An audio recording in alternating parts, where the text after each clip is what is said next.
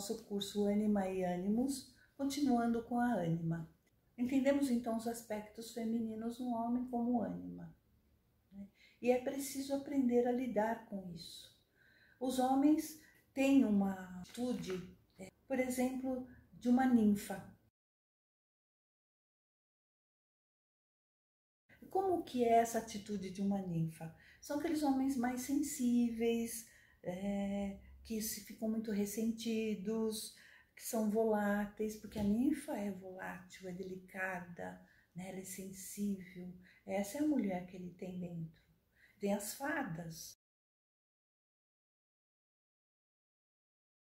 né? Onde o homem tece fantasias, ele nunca chega a ter um relacionamento porque ele está sempre na fantasia.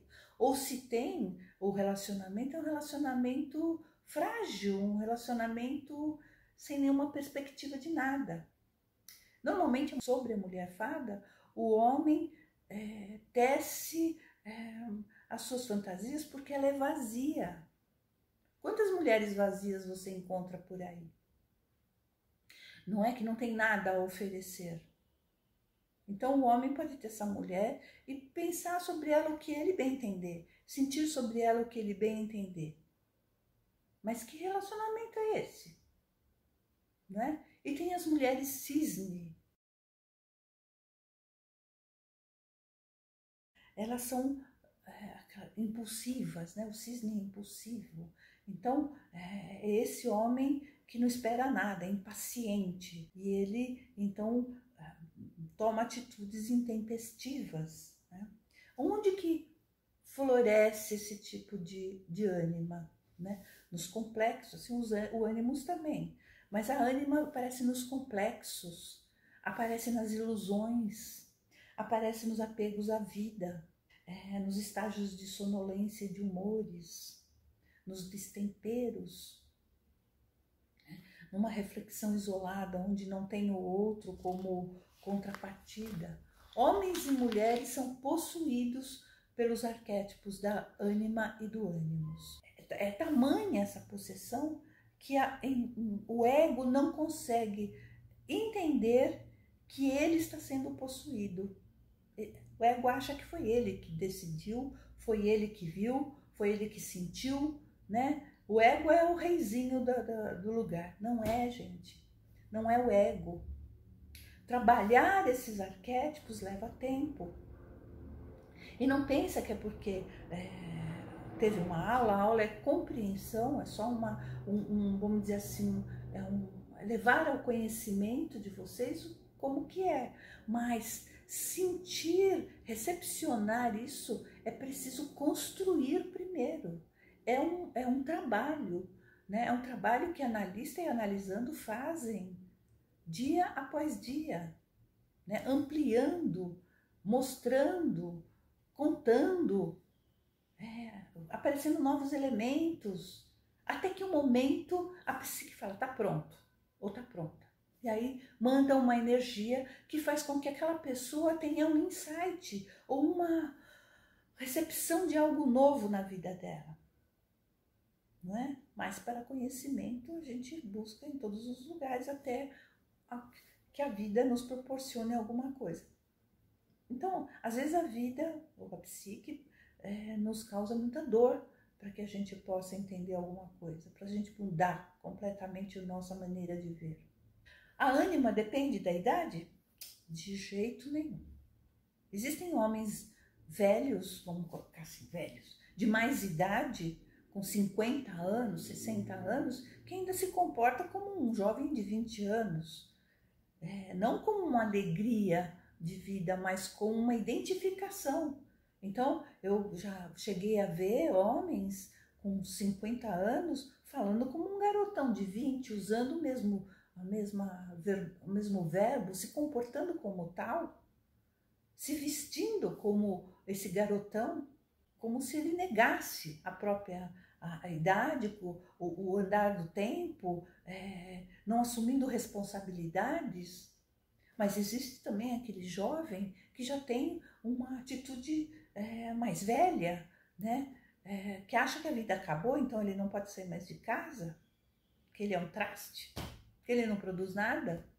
Ou então que ele se coloca numa sabedoria que chega a doer os ouvidos? Porque ele precisa de experiência de vida. Sem experiência não vai ter essa sabedoria. Não tem mesmo. É preciso estar próximo desses elementos. É preciso entender, questionar-se se você faria isso, se você sentiria isso. Será que você não precisa dar uma olhada nesses sentimentos? A vida está tão certinha assim? E a pessoa é tão enlaçada, é tão envolvida, que ela nem percebe o quanto ela está envolvida numa situação desagradável, né? Tem um filme, é um filme alemão de 1930, que chama Marta. A mulher, jovem, 30 anos, foi passear com o pai em Paris. E lá o pai sofreu um infarto e morreu. E ela perdeu a bolsa dela, naquele desespero, ela comunicou à mãe que o pai tinha morrido, a mãe a culpou dele ter morrido, porque onde já se viu, foi ela que levou o pai para Paris. E ela vai até a embaixada, consulado, sei lá, e pede ajuda lá para o consulado. Quando ela sai do consulado, ela olha para o outro lado e ela vê um homem. Uau! Este é o homem. Ele olhou também para ela. Uau! Eles voltam para o país deles, que não é que é a mesma cidade que um mora e o outro também mora? Pois é, na Alemanha. Bom, e eles são convidados para uma festa e vão na festa, cada um no seu momento. E lá eles se reencontram. Ao se reencontrar, ele já começa a humilhá-la, falando das deficiências físicas e tudo mais. E ela olha para ele como se ele fosse o conhecedor do mundo, como se ele já conhecesse. E ela se encanta com ele. Ele a convida para ir num parque de diversões, ela aceita, vão. Chegando no parque de diversões, ele a força a ir à montanha-russa, ela não quer, porque ela tem medo, mas ele força a situação, ela vai, passa muito mal, e enquanto ela está passando mal, ele está se deleitando com isso, saboreando esse momento. Ele fica tão satisfeito com essa situação que ele a pede em casamento. E ela, de novo, aceita. Mesmo ele não socorrendo, mesmo ele não dando atenção para ela, mesmo ele se deleitando com aquilo, ela aceita. Bom, eles se casam. Eles se casam e vão passar a lua de mel na Itália, na praia. Bom, é uma cena chocante, é um filme intenso. Lá ela adormece. Ele controla a comida dela, porque agora ele passou a ser o controlador, ele diz para ela o que ela tem que comer, né? E ela, tudo bem, 30 anos, casou em 1930, né? O homem sabia talvez mais do que ela, ele era rico, engenheiro, né? Olha só. Bem, então ela acaba adormecendo, tomando sol, sendo queimada pelo sol, ela adormece. E ele fica deliciando aquele momento, né? Porque ela está se queimando para valer. E ela fica lá. Foi ficando cada vez mais alemã, né? Imagina, com a pele branquinha, vai queimando. Bom, ela acorda, toda queimada, dolorida, ardendo, e vão pro hotel. E ele não quer saber. Ele faz relação sexual com ela, com todas as dores da queimadura. Ela pede, por favor, para ele não fazer. Ele continua e vai e faz uma espécie de sexo violento com ela. É uma cena chocante, é uma cena impressionante. Enfim, como ele é rico, então o que ele faz? Ele não quer mais que ela trabalhe. E ele interna a mãe dela num sanatório, porque a mãe era alcoólatra. Então ele interna a mãe dela. Assim não tem mais problema, ela não precisa se preocupar com a mãe. Ele não quer mais que ela converse com ninguém. Não quer não tem telefone na casa, não tem nada que ela possa usar de comunicação. Ele entrega para ela um livro de engenharia que ela tem que decorar o livro e falar para ele tudo o que está escrito no livro. E ela faz assim, ela entende que ele está certo. Ela vai para a cozinha, ela faz as comidas mais deliciosas que há, põe na mesa e ele fala mal da comida dela, diz que não presta para nada, que não sei o quê, e continua fazendo sexos violentos com ela. E pega, arrasta, joga no chão, aquelas coisas todas. Bem, depois ela fala, puxa vida, eu posso ter um gato? Ele fala, pode, ela fica super feliz, né? Afinal de contas, agora ela tem uma companhia para estar com ela ali e tal. Isso durou um dia, porque no dia seguinte o gato estava morto. Aí ela fica assustada com aquilo. Passa mais alguns dias, ele chega em casa e diz para ela que tem uma surpresinha para ela no andar de cima da casa. Ela já está um pouco assustada, ele sobe e ela liga para um colega onde ela trabalhava, e esse colega vem em socorro dela.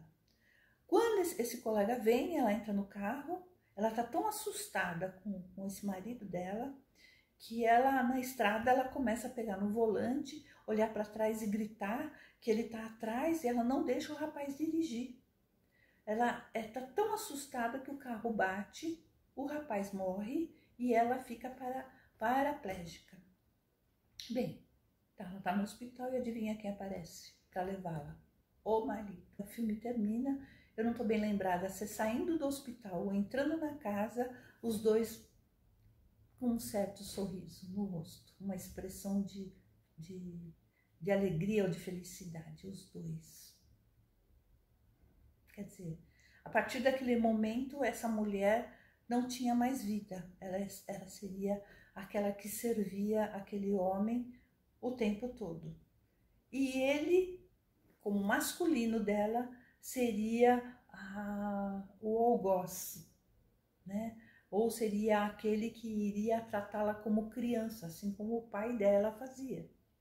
Então, ele seria o pai, e o pai, para amar, precisa tratar mal, porque o pai dela fazia assim, e ela iria servi-lo como ele queria, né? Como ele acha que queria. Mas essa mulher deficiente, sem,